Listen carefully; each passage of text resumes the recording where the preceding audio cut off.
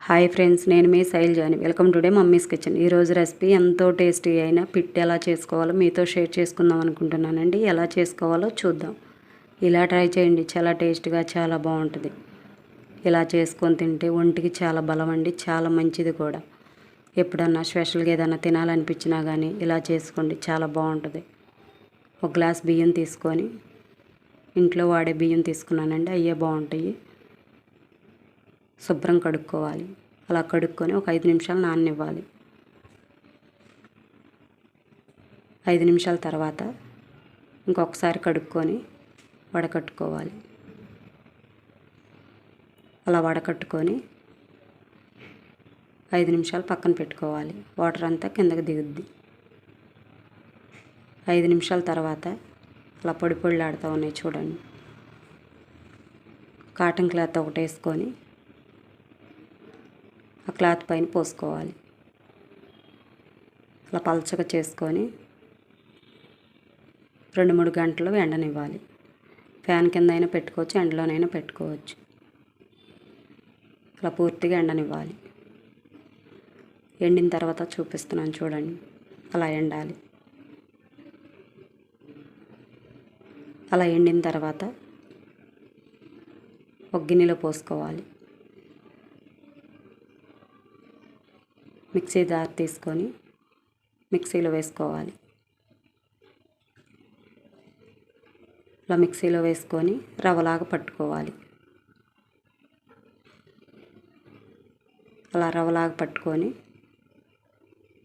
చూడండి, వీడియోలో చూపించినట్టు పట్టుకోవాలి.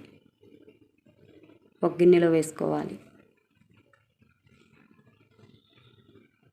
అలా గిన్నెలో వేసుకొని ఎండు కొబ్బరి తురుము అరకప్పు వేసుకోవాలి. మీరు పచ్చి కొబ్బరి అయినా వేసుకోవచ్చు.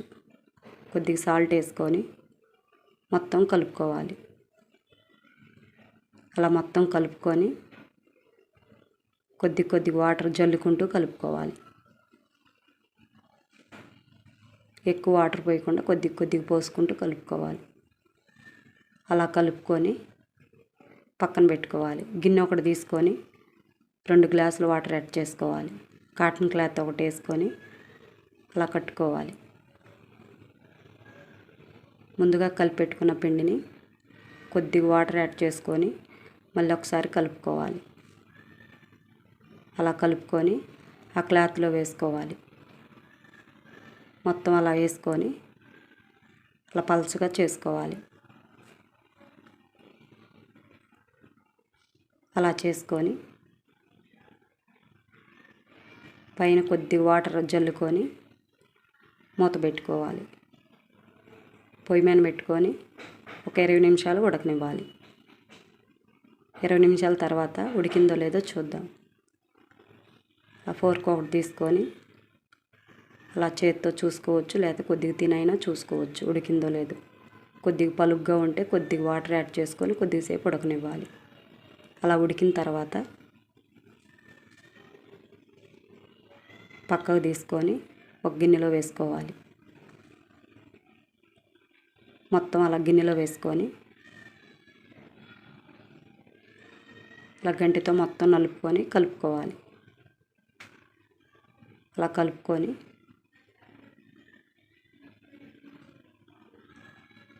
అరకప్పు నెయ్యి వేసుకోవాలి.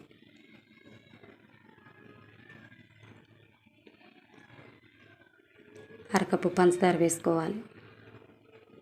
మొత్తం కలుపుకోవాలి. బెల్లం పొడి అయినా వేసుకోవచ్చు.